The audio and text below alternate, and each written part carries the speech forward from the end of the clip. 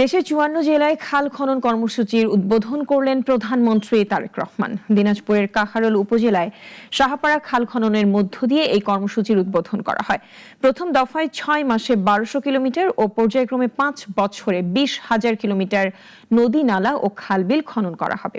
সকালে চট্টগ্রামের মিরসরাই উপজেলার ১০ নম্বর মিঠানালা ইউনিয়নের খাল খনন কর্মসূচির পরিস্থিতি জানিয়েছেন সহকর্মী নাঈম আহমেদ কফিল।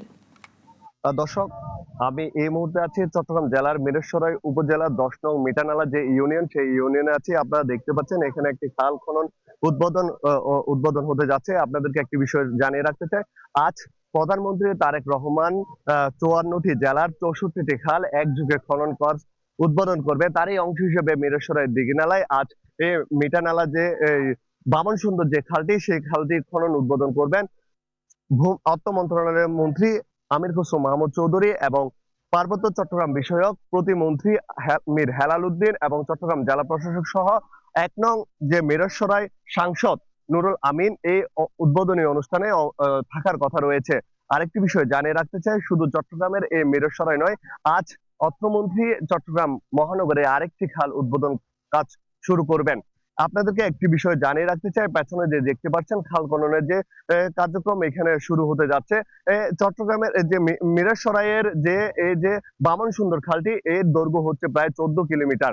১৪ কিলোমিটারের অংশে মাত্র ৩ কিলোমিটারের খাল খননের কর্মসূচি শুরু হবে এবং বাকি যে ১৪ কিলোমিটার বাকি অংশে আস্তে আস্তে কিন্তু শুরু করবেন বলে আমাদেরকে এখানকার যে দায়িত্বে যিনি রয়েছেন তিনি জানিয়েছেন। একই সাথে আপনাদেরকে আরেকটি বিষয় জানিয়ে রাখতে চাই যে মিরসরাই মোট ৯৭টি খাল খনন করার কথা রয়েছে, যার প্রথম দফায় এই খালটি উদ্বোধন করা হচ্ছে।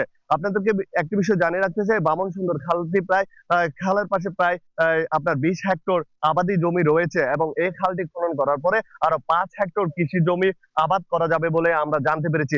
একই সাথে আপনাদেরকে আরেকটি বিষয় জানিয়ে রাখতে চাই, এই বামন সুন্দর খালটি খনন কার্যক্রম শেষ করার ফলে এখানকার যে মুহুরী প্রজেক্ট রয়েছে এবং আপনার মুহুরী প্রজেক্টের সাথে যে পানির যে সংযোগ সেটা যাবে, যার ফলে এখানকার কৃষি আবাদ থেকে শুরু করে বিভিন্ন ফসলাদির আবাদ অনেকটাই বৃদ্ধি পাবে বলে আমরা জানতে পেরেছি। আপনাদেরকে যে এই যে চট্টগ্রামের মিরসরাই যে খাল খননের কর্মসূচি থেকে এই ছিল আমার কাছে সর্বশেষ।